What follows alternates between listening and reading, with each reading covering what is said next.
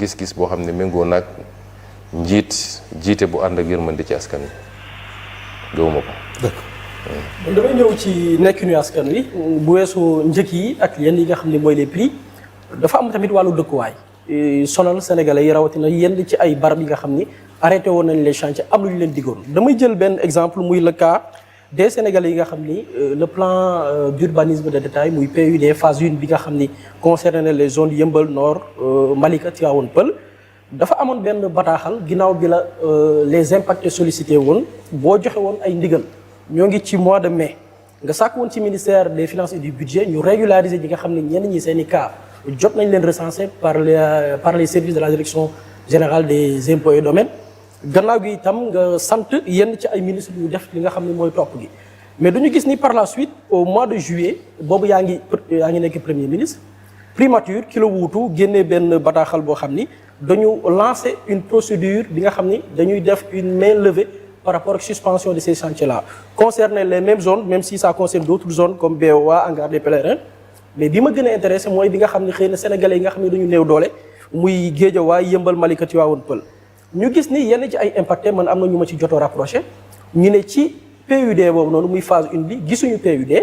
mais aussi gis nañ ne am nañu tàmbalee liggéey ba ñu jot quitus de main levée mooy ñi nga xam ni dañ leen ràññee soit ay politique lañ wala soit ay boromi doole ay këru liggéeyukaay la ñu yor ñoom ba tey mënuñu démarrer seen i chantier est-ce que processus boobu noonu fekkoon na la primature wala bu fekkee ne am na ginnaaw gi yan mesure ngeen ci fas yéene jël en tant que président de l'Assemblée nationale parce que sax yaa ngi tudd mbiru commission d'enquête parlementaire. man mois de juillet lañ def main levée bi juillet 2026 bon j'étais pas à la primature parce que da nga ne boobu yaa ngi primature juillet 2026 j'étais à l'Assemblée je suis venu ici au mois de juin ou mai donc j'étais plus à la primature damay fàttali ni bi ñu ñëwee man maa jël sama responsabilité taxawal ñaari commission benn bi nekk ministère des finances benn bi nekk primature pour ñu saytu lépp lu jëmoon ci li ñu def ci suuf si et loolu dafa àndoon nag ñu aj yenn lotissement yi liggéey bi def nañ ko ni ñu ko war a defee rapport yi génn na malheureusement bi ñu commencé exécuter rapport yi ci la li am ba ñu jóge fa gis naa nag bi ma fa jógee rek dafa mel ni gaa yàkkamti woon nañu commencé di def main levée générale moo tax commission d'enquête parlementaire ñëw parce que li ñu seetlu mooy lotissement yooyu yépp depuis bi ñu koy waajal au niveau des impôts et domaines ak services yi ci intervenir yépp la plupart du temps muy l'urbanisme muy les différents services des impôts et domaines ba ni mu demee CCOD ak niñ ko génnee ba commencé séddale amu ci à 90% respecté wul la loi à 90% dafa jalgati la loi loolu nag baax na commission d'enquête parlementaire saisiru ci paraxe bi ñu gaawantu bi ma fa jógee commencé di def ay main levée ak di bëgg a séddale mën na bokk ci li justifier ay député ne nañu gaaw def commission d'enquête parlementaire ànd ak nag am na lu ciy lënt ba léegi mooy bi ñu dajalee li ñu war a def commission d'enquête parlementaire yëpp yooyu nga tudd yëpp ci la bokk yoon li mu wax mooy da ngay saisir le ministre de la justice mu wax la est-ce que am na procédure judiciaire yu ci am moom daal nee na lotissement BOA hangar pèlerin ak Eogène 1 ak 2 yooyu am na benn procédure bu ci commencé au niveau du pôle judiciaire financier ba daanaka rapport bi pare na xam naa ni lotissement yooyu gars yi tegoon nañ ci bët lool nag te xam naa ni am na enjeu yu ci am mais si c'est des stratégies pour contourner it du tee lañ ci war a def dinañ ko def parce que rapports yi heureusement man j'ai tous les rapports xam naa lañ fa def lépp nag on va voir yan mesures lañ fay poser te nag kenn ku ne na xam ni lu yàggul jarul def yenn yi parce que dans tous les cas la ñu diglante woon ak Sénégal yi dañ ko def su dul tout de suite nañ ko def plus tard boo ci génnee boobu yeneen lotissement yëpp nag nee nañu amul procédure bu ci taxaw ce qui fait que les commissions d'enquête vont commencer commission d'enquête yàlla yoon da koo jox ay pouvoirs yu élargi commission d'enquête mën na entendre ñëpp tous les gens qui sont concernés directeur général simple agent ministre ñëpp commission mën na leen entendre ba ci les privés yi nga xam ne impliqué nañ ci commission d'enquête mën na leen entendre fii ci règlement intérieur bu bees bi may nañ commission d'enquête sax mu def ko des audiences publiques diffuser ko sénégalais yi xam li xew commission d'enquête mën na def des réquisitions à toutes les institutions publiques comme privées bancaires ak yëpp pour am les informations yi mu war a am commission d'enquête mën na saisir le procureur bu dee dem na ba gis ay infractions ay faits yoo xam ne susceptibles d'être qualifiés d'infraction pénale mën na saisir le procureur kon outil la boo xam ne yéex nañ koo yëkkati parce que quasiment lu justice mun a def à part atte commission d'enquête mun na ko def te rapport am mun na continuer dem ci atte ba ci haute cour de justice bii nga xam ne fii la nekk parce que commission d'enquête mun na constater loo xam ne concerne na ay autorités ñu voté fii résolution c'est mu dem directement haute cour de justice donc cër yu am solo la yoo xam ne assemblée nationale am na ko te dañ ko yéex a déclenché donc le non respect des PUD effectivement joxewoon naa ay instructions parce que injustice baaxul c'est vrai il y a la loi il y a le code sur le domaine de l'État il y a les décrets yi fi am mais ñëw fekk ay populations yu nekk fenn depuis très très longtemps peut-être maîtriser wuñu le code comme ñeneen ñi niñ ko maîtriser xamuñu les tenants et les aboutissants nga am ay hommes d'affaires yoo xam ne parce que am nañu leurs entrées et leurs sorties wala ngemb ay politiciens ngemb nañ leen wala sax ñuy prête non ay politiciens ñu xëy rek fa nga yaroo màggee fa ñu ne la dagg nañu fii fépp léegi diw am na ci nangami hectare diw am na ci nangami mètre carré yéen ñi fa dëkk gisu leen dara neew ñu ñooñoo ko moom neew ñu ñoom lañ ko war a jox yépp mais xanaa kay nga am noo organiser ba am may leen un peu d'espace de respiration léeg-léeg ñu dagg ba aire de jeu sax du am foofu fu ñu mën a defee lieu de culte sax du fa am yooyu dafa war a jeex ci Sénégal bi ñuy bloquer affaire yi loolu bokkoon na ci lu tax soo jëlee Wakam c'est un village traditionnel yàgg nañ joytu ne amuñu sax aire de jeu bu ñu mën a defee benn stade pourtant am nañu équipe bu demoon ba première division joxe woon naa fi instruction pour que li ñu leen bëggoon jox éogène ñu mën koo jot mais bi ñu demee ba gis ne éogène am na problème à la fois physique et juridique dama ne ancienne piste bi am na benn 10 hectares bu fi ne woon ma jox instruction ministre de l'urbanisme ne leen xool leen foofu nu ngeen fay génnee 2 à 3 hectares pour que ñoom ñu mën a am bërëb bu ñu tàggatee yaram kon yooyu il faut que ñu koy intégrer dans la dimension les commissions d'enquête parlementaire ci sujet bi di sujet foncier bi comme tous les autres sujets dañ ci def seen liggéey boobu mat sëkk incha allah da ngay gis suñu ne commission d'enquête parlementaire ay nit di wax rek soi-disant société civile ak yooyu ñii naan nañ na justice saisiru en fait dañu bëgg a protéger ay nit parce que loi dafa ne dès que la justice se saisit la commission d'enquête est dessaisie léegi nag ñoom su ngeen fàttali ko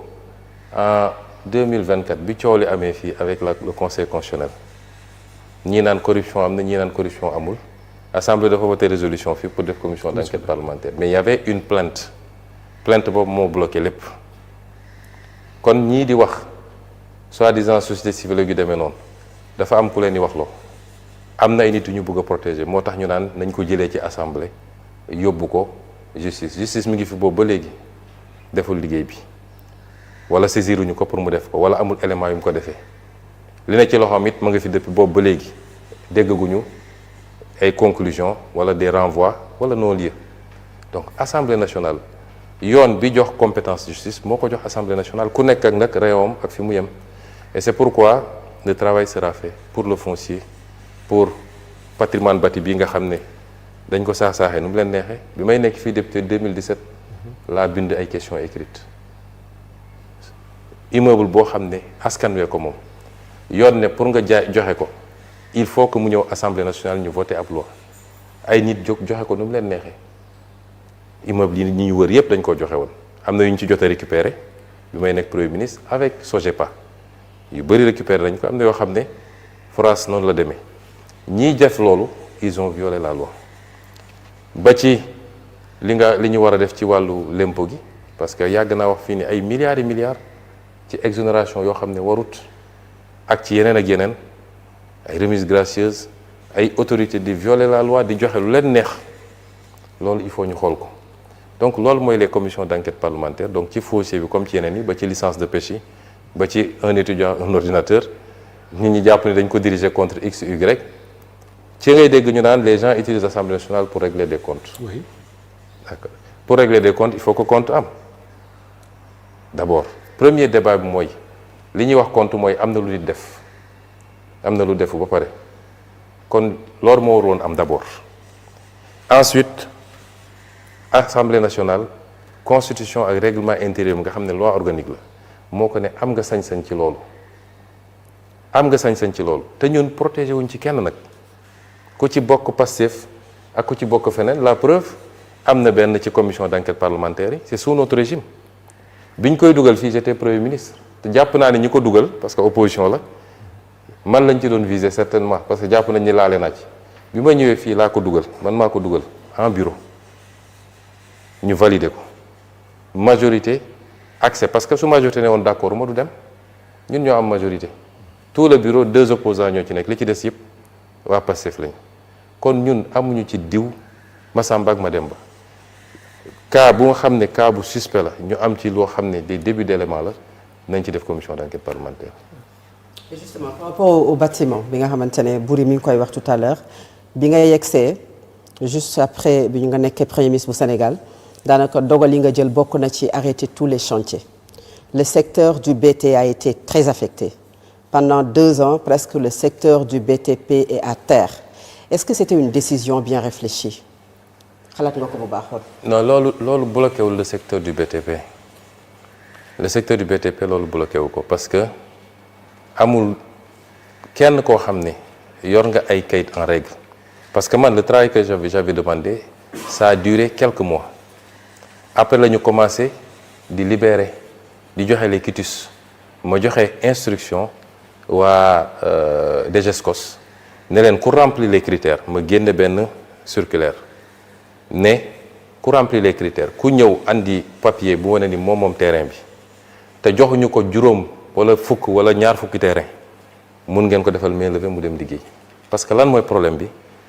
da ngay gis kenn koo xam ne parce que bokkoon nga ci ancien régime bi wala parce que am na loo seq ak diw ñu dagg lotissement fii Wakaam jox la loo xam ne boo ko dajalee mat na 1 hectare ou 2 hectares jox la ci 10 terrains 15 terrains 20 terrains loolu loi da ko interdire suuf si sénégalais yi ñoo ko moom loi dafa ne chaque sénégalais a droit à accéder au foncier yow mii Fatou Abdou mun nga dem impôt domaine def sa demande déposer dama musuma am terrain Sénégal parce que les lotissements administratifs pour ñu joxe ko li ñuy njëkk a vérifier mooy kii ñuy jox est-ce que am na terrain ba pare Ndakaaru amaana am na Saint-Louis bokkul ak Dakar mais su dee biir Dakar dañ naan est-ce que kii loolu texte la de du man maa ko inventé dañ naan est-ce que kii mosoon nañ ko jox un terrain un bail nga xam ne c'est presque gratuit tu ne payes que les redevances et les droits de bornage bu dee mës na am ñu ne ko déet bàyyil beneen Sénégalais am kon soo defee lotissement am na fi ay hommes politiques du ma tudd tur ñoom rek jox nañu fa loo xam ne mënoon na sedd 20 25 30 Sénégalais ñu jox leen ko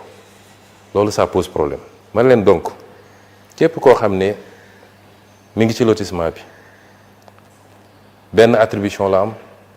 vérifier ngeen première attribution am la def leen mainlevée mu dem tabax këram wala mu dem tabax immeuble am su dee opérateur mais les doublons ñi nga xam ne dañ leen joxaat leen léeg-léeg ñu def ko ci turu benn société mun ngeen ko libérer benn yi ci des bloqué leen ko ñu récupérer ko redistribuer ko Sénégalais yi nga xam ne amuñu terrain amuñu kër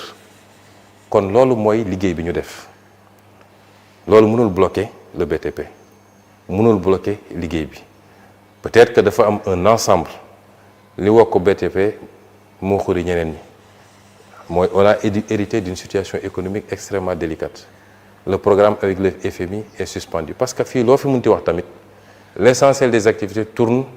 autour de ce que l'État libère État bu amee problème rek ci loolu bokk na ci li ñu war a génne définitivement on peut y revenir mais l'essentiel des activités tourne autour de ce que l'État fait moo tax su État bi sëqatee rek ñeneen ñëpp dañuy soj mais c'est un ensemble de facteurs qui a ralenti le BTP ànd ak nag booy dox biir Dakar di nga gis ni BTP mi ngi continuer man de fi ma dëkk cité Kër Góor gi ma fa delluwaatee commencé circuler li may gis yëpp dama naan lii ci 2 ans yi la fi jot ay R+10 ak R+13 rek laay gis donc loolu mënul bloquer durablement le secteur du BTP et si c'était à refaire on le referait parce que dafa am loo xam ne faire l'État sur le passif la mais ensuite poser les actes pour que plus jamais loolu amati parce que au-delà de ces aspects-là mais le foncier est une bombe sociale soo demee tribunal l'essentiel li ëpp ci contentieux yi ci foncier bi la li ëpp ci contentieux yi foncier bi la et c'est une bombe à retardement gis nañu fii en 2023 mais ay xeex yu métti am na ci foncier bi ba bakkan rot ci fii à Ngor ci benn morceau de terrain man bi ma egsee en tant que premier ministre j'ai dit restituer ce terrain-là à la communauté de Ngor puisque école lañ fa bëgg a def collège et on trouve un autre local un autre lieu pour la gendarmerie il y a beaucoup de conflits fonciers yoo xam ne on aurait pu les désactiver bu ñu respecter woon juste la réglementation donc il fallait vider le passif mais il fallait faire de sorte que loolu dootul amati Sénégal et c'est important et si vous avez vu ce qui s'est passé à Mbourkat Ville Nouvelle Bande des Filao Guédiawaye bi les lotissements de Dakar le littoral bi ça fait partie d'une dina bokk ci commission d'enquête parlementaire yi littoral bi gis nga am na benn zone bu nekk fii wetu clinique bi nekk ci corniche bi comment ça s'appelle la clinique c'est pas Bellevue soo demee ba wetu Mermoz d'accord. il y a une clinique booy wàcc noonu ci contrebas bi en face la maison de Senghor ok vous allez voir benn bayal bu mag bu nekk foofu je l'ai fait bloquer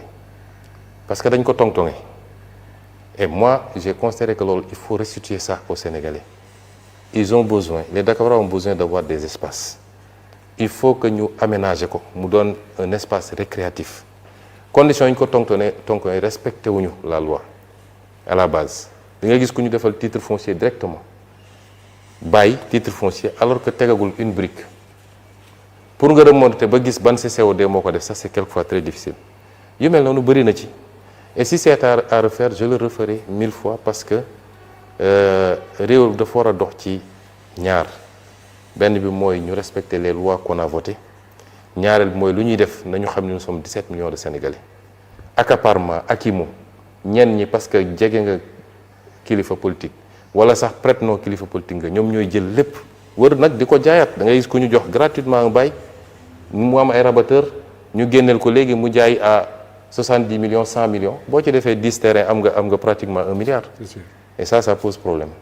et dañu ñëw ci fonds politique ou fonds spéciaux ça occupe le débat depuis ay weer wala sax ay at a ngi nii parce que Ousmane Sonko opposant